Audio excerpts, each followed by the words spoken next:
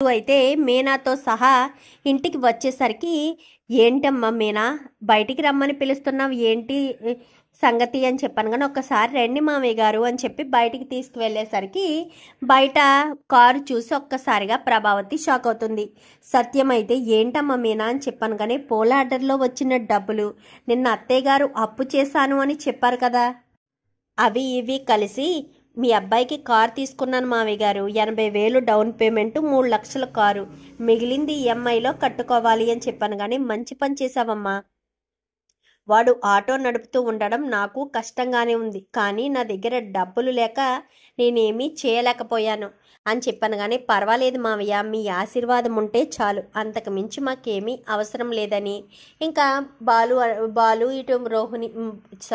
మీనా ఇద్దరు అనేసరికి చాలా సంతోషపడతాడు సత్యం. అయితే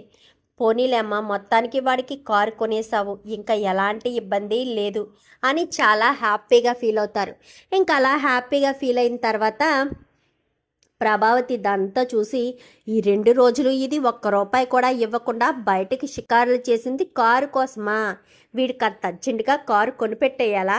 ఆ 50,000 నాకు ఇస్తే ఎందుకో దానికి ఉపయోగపడేదావి కదా, పోనీ మనోజ్కైనా ఇచ్చేదాన్ని కదా, పాపం మనోజ్ ఇంటర్వ్యూల కోసం తిరుగుతున్నాడు, వాడికి ఎందుకో కందుకు అవసరమయ్యాయి కదా, ఈ మీనా అంతా ఇలాగే చేస్తుంది, ఆ పూల కొట్టు నా పేరు మీద పెట్టి నాకు ₹1 కూడా ఇవ్వడం లేదు అని చెప్పి ఇంకా ప్రభావతి కాస్త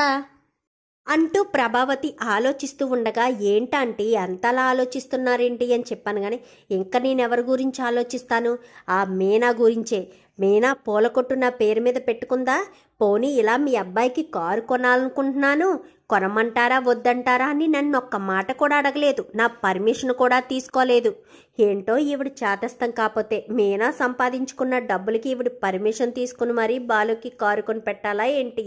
అని చెప్పి అనుకుంటూ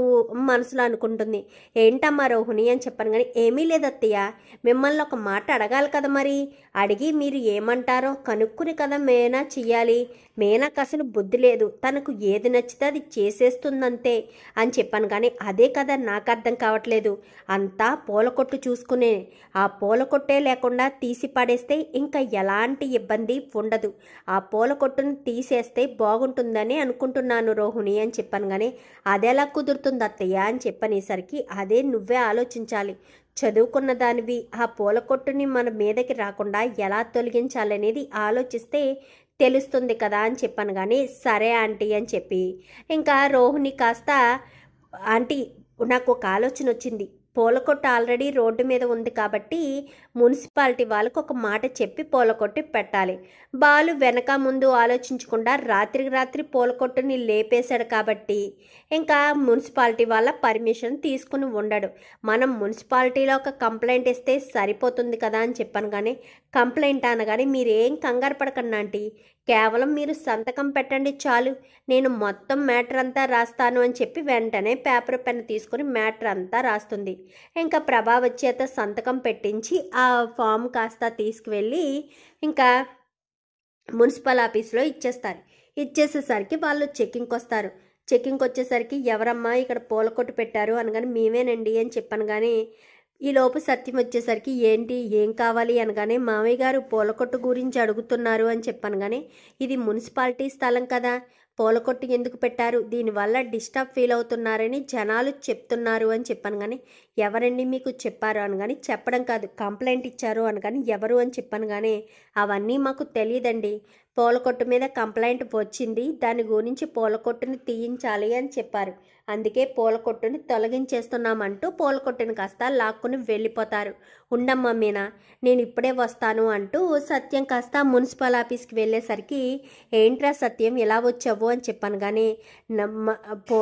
మున్సిపల్ ఆఫీస్లో కంప్లైంట్లు ఇస్తారు కదా, ఎవరికి ఇస్తారు ఎవరిచ్చారో ఏంటో తెలుసుకోగలవా అనగానే ఏమైందిరా అని చెప్పనేసరికి మా మీనా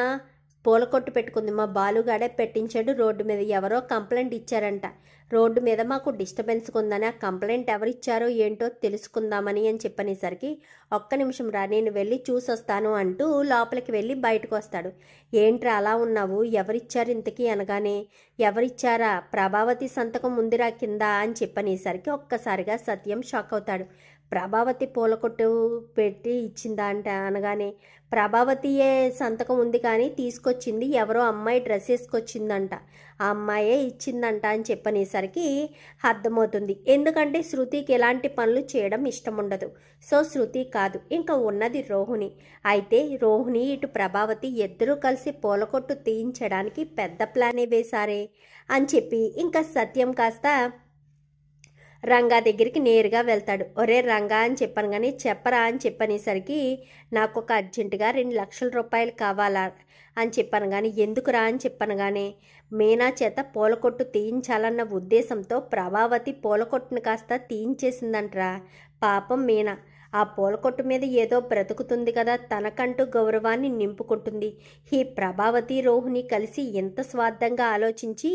ఈ పూలకొట్టుని తీయించేశారంట. అందుకే వాళ్ళకి భిన్నంగా మళ్ళీ పూలకొట్టుకి పెట్టాలని అనుకుంటున్నాను అనగాని ఏం మాట్లాడుతున్నావురా అని చెప్పనేసరికి ఎక్కడ కాదులే, సెంటర్లో పెడితే మీనా ఇంటి దగ్గర ఉండడం వల్లే కదా అస్తమాను ప్రభావతి పనులు చెప్తుంది. అదే పూలకొట్టు కొంచెం షాప్లా ఉంటే రోజు ఉదయాన్నే అక్కడికి వెళ్ళిపోతుంది, సాయంత్రం వరకు ఇంకా అక్కడే స్పెండ్ చేసి రాత్రికి ఎప్పుడుకో వస్తుంది. అప్పుడు మీనాకు కూడా రెస్ట్ దొరికినట్టుంటుంది. ఎక్కడైతే ఇక్కడ పూలకొట్టు పని చూసుకుని ఇంటి దగ్గర పని చూసుకోవడమే సరిపోతుంది పాపం మీనాకు అంటూ మాట్లాడేసరికి మంచి ఆలోచనలే అని చెప్పి ఇంకా ఇదిగోరా 2 లక్షలు అని చెప్పాను కానీ డబ్బులు కాస్త ఇస్తాడు. ఇచ్చేసరికి అమ్మ మీనా అంటూ హాల్లోకి పిలుస్తాడు. సత్యమైతే ఏంటి మావయ్య అని చెప్పాను కానీ పూలకొట్టు గురించి బాధపడుతున్నావు కదమ్మా అని చెప్పాను కానీ అవును మావయ్య, నా చేత ఈయన పెట్టించిన మొట్టమొదటి బిజినెస్, అలాంటిది ఆ పూలకొట్టుని ఎవరు అలా చిదిమేశారో, ఎవరు అక్కడి నుంచి తీసేశారో అర్థం కావట్లేదు మావయ్య అనగానే ఎవరు తీసేశారో ఎవరు తీయించేశారో అన్నీ నాకు తెలుసులేగానమ్మా, దాని గురించి ఆలోచించుకు, ముందైతే ఈ డబ్బులు తీసుకో అని చెప్పాను కానీ ఏంటి మావయ్య ఈ డబ్బులు దేనికోసం అని చెప్పాను కానీ నీ పూలకొట్టు కోసమమ్మా అనగానే నా పూలకొట్టు కోసం డబ్బులేంటి మావయ్య అని చెప్పాను కానీ నీకు మళ్ళీ పూలకొట్టు పెట్టుకోవడానికి డబ్బులు తీసుకొస్తున్నామమ్మా అని డబ్బులు అమ్మా అని చెప్పాను కానీ పూలకొట్టు ఎక్కడ పెట్టుకోమంటారు అనగానే నేను ఒక సెంటర్లో ఒక షాపు చూశాను, ఆ షాపు బాగుంది, అడ్వాన్స్ 1 లక్ష రూపాయలు అడుగుతున్నారు, మిగిలిన పెట్టుబడికి నీకు తోడుగా ఉంటుందని ఇదిగో డబ్బులు కూడా తీసుకొచ్చాను అంటూ ఇంకా మీనా కాస్త మొత్తం అంతా కూడా చూసి చాలా థ్యాంక్స్ మావయ్య అని చెప్పనేసరికి నువ్వు మా ఇంటి కోడలివి, నువ్వు కళ్ళంట నీళ్లు పెట్టుకుంటే నాకు అంత మంచిది కాదు, అయినా నిన్ను సంతోషంగా చూసుకుంటామని ఇంటికి తీసుకొచ్చాను, నీ ముఖంలో సంతోషం లేకపోతే ఈ ఇంటికి తీసుకొచ్చిన విలువ ఉండదు కదమ్మా, అందుకే నేనే ఈ డబ్బులు తీసుకుని నీకు ఇస్తున్నాను అనగానే అదేంటి మీనాకు పూలకొట్టుకి ఇవ్వడం ఏంటి అని చెప్పాను కానీ నువ్వు రోహిణి పార్లర్ పెట్టుకుంటుందంటే నువ్వు 10 లక్షల రూపాయలు అప్పు చేసి ఇవ్వలేదా, అందుకే ఇప్పుడు నేను పూలకొట్టు పెట్టుకోవడానికి నేనే హెల్ప్ చేశాను, పూలకొట్టు అక్కడ షాప్లా పెట్టుకోవడానికి నేనే హెల్ప్ చేశాను, తప్పేముంది అని చెప్పాను కానీ ఇది అన్యాయం అనగానే ఎవరిదెవరి అన్యాయమో బాగా తెలుస్తుందిలే, నువ్వు ఎలా డబ్బున్న వాళ్ళ దగ్గర ఒకలాగా డబ్బు లేని వాళ్ళ దగ్గర ఒకలాగా ఎలా ప్రవర్తిస్తున్నావో తెలుస్తుంది బాగా అని చెప్పనేసరికి అది కాదు అని చెప్పాను కానీ ఇంకా చాలు వెళ్ళి ఇంకా అని చెప్పనేసరికి ఈలోపు మొత్తానికైతే రోహిణి ప్రభావతి తీయించేసిన పూలకొట్టుకి బాలు సత్యం డబ్బులు ఇచ్చి మరీ పూలకొట్టు పెట్టిస్తాడు. చూద్దాం మరి రాబోయే ఎపిసోడ్స్లో ఇలాగే జరగాలని మీరు కూడా కోరుకుంటే వీడియో నచ్చితే లైక్ చేయండి, ఛానల్ని సబ్స్క్రైబ్ చేసుకోండి, పక్కనే ఉన్న బెల్ సింబల్లో ఆల్ పై క్లిక్ చేయండి. Thank you for watching.